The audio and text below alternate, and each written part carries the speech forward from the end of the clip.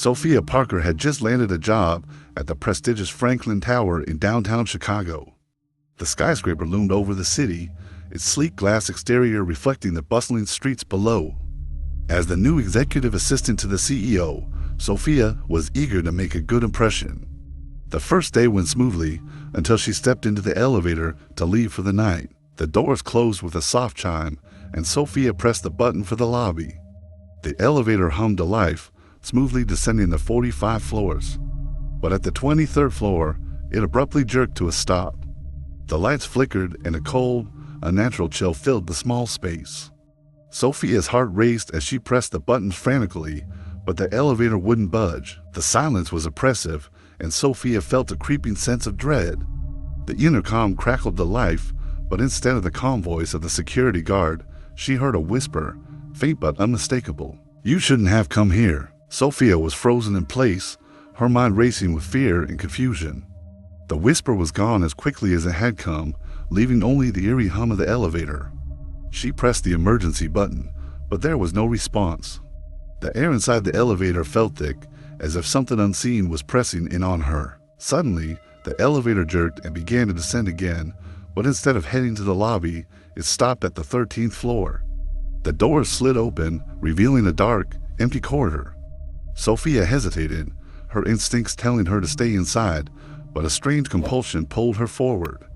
She stepped out cautiously, her footsteps echoing in the silence. The 13th floor wasn't supposed to exist. Franklin Tower was known to skip it, like many other skyscrapers. But here it was, dimly lit and eerily quiet.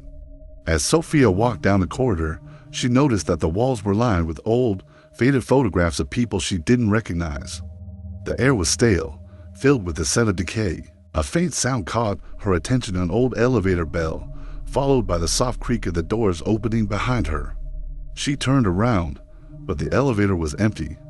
Then she heard the whisper again, closer this time. "Get out while you can." Panic set in as Sophia rushed back to the elevator, jamming the button for the lobby repeatedly.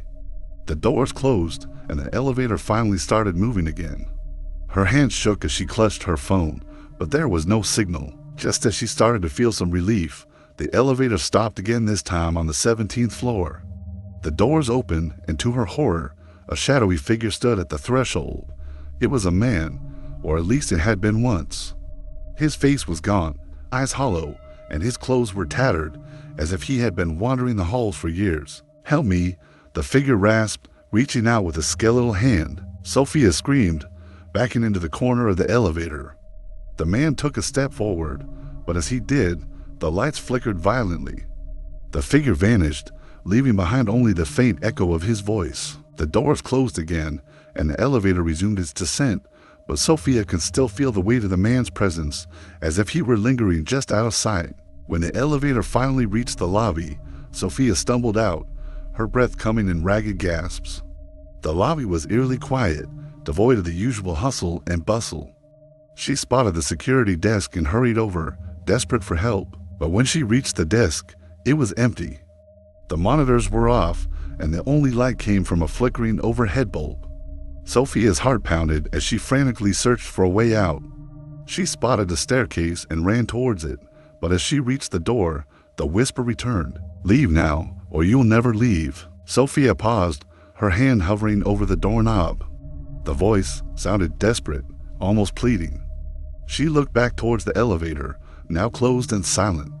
Something was terribly wrong with this building, and every instinct told her to run and never look back. But a part of her, a curiosity she couldn't shake, wanted to understand what was happening. Who was the man she saw, and why did the 13th floor exist when it wasn't supposed to? The next morning, Sophia returned to work, determined to find answers. She spent the day poring over blueprints of the building, old records, anything that might give her a clue. But every search led to a dead end. There was no record of the 13th floor, no explanation for the strange occurrences. As the day turned to night, Sophia decided to stay late and investigate further. She took the stairs this time, avoiding the elevator at all costs.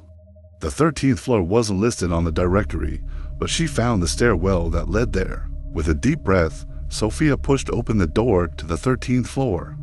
The corridor was just as she remembered, dimly lit, lined with old photographs and filled with a sense of foreboding. She walked cautiously, her footsteps muffled by the thick carpet. At the end of the corridor, she found a door marked maintenance. She hesitated, then opened it, revealing a small room filled with old equipment. In the corner, a dusty filing cabinet caught her eye. Inside were old blueprints of the building, but these were different from the ones she had seen earlier. These blueprints showed the 13th floor in detail, and there, in the middle of the floor plan, was a small, hidden room marked elevator control. Sophia's hands trembled as she traced the outline of the hidden room on the blueprint. It was located directly behind the maintenance room, its entrance concealed. She looked around, searching for any sign of a hidden door. After a few minutes of searching, she found a small panel in the wall, almost invisible against the faded wallpaper. With some effort, she pried it open, revealing a narrow passageway. The air inside was thick with dust, and the darkness seemed to swallow the light from her phone. She squeezed through the opening and found herself in a cramped, windowless room. In the center was a control panel, covered in old, rusted switches and levers. The room was cold, unnaturally so, and the air felt heavy, oppressive. As Sophia examined the control panel, she noticed something strange and old, leather-bound journal lying next to it. She opened it, the pages brittle with age. The handwriting was shaky, almost illegible, but she could make out a few words. Trapped. No escape. The elevator. It's alive. A sudden noise behind her made her jump, and she spun around, her heart pounding. The passageway had closed behind her, sealing her inside the hidden room. Panic set in as she realized she was trapped, and then the whisper returned, louder than ever before. Sophia frantically tried to open the passageway, but it wouldn't budge. The whispering grew louder, more insistent, filling the small room with a sense of dread. She turned back to the control panel, her mind racing.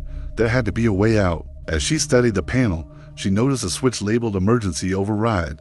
Desperate, she flipped it, and the room was suddenly bathed in a harsh, flickering light.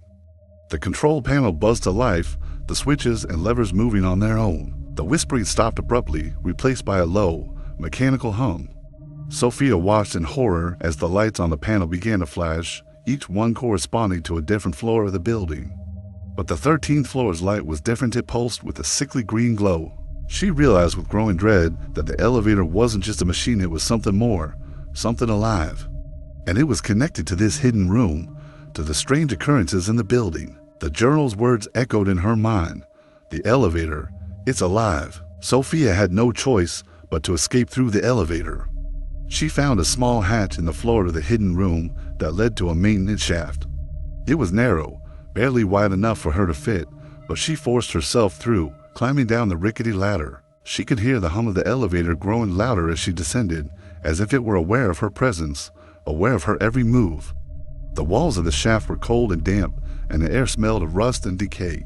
Finally, she reached the bottom of the shaft, and to her relief, she found another hatch that led into the elevator car. She hesitated for a moment, then opened it and climbed inside. The elevator was dark, the only light coming from the flickering display above the doors. Sophia pressed the button for the lobby, her heart racing. The elevator jerked to life, descending slowly, the hum growing louder with each floor. As it passed the 13th floor, the car shuddered violently and the lights went out. Sophia clutched the railing, fear gripping her heart, and then the elevator stopped. The doors of the elevator creaked open, revealing nothing but darkness beyond. Sophia's breath caught in her throat as she stepped forward, trying to peer into the void.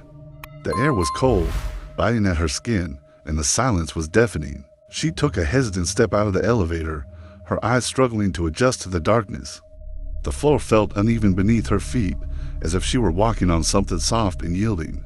She reached out, her hand brushing against something rough and cold, a wall, but not like any wall she had ever felt before. And then she heard the sound of breathing, slow and deliberate, coming from somewhere deep within the darkness. Sophia froze, her heart pounding in her chest. The breathing grew louder, closer, as if something massive was moving towards her. She turned back to the elevator, but the doors had closed, sealing her in the darkness. Panic set in as she fumbled for her phone, desperately trying to use the flashlight. But the light barely pierced the darkness, revealing only vague shapes and shadows. The breathing was right behind her now, so close she could feel the cold air on the back of her neck. She spun around, her flashlight sweeping the darkness, but there was nothing there. And then, a voice, deep and resonant, filled the space around her. "You shouldn't have come here, Sophia.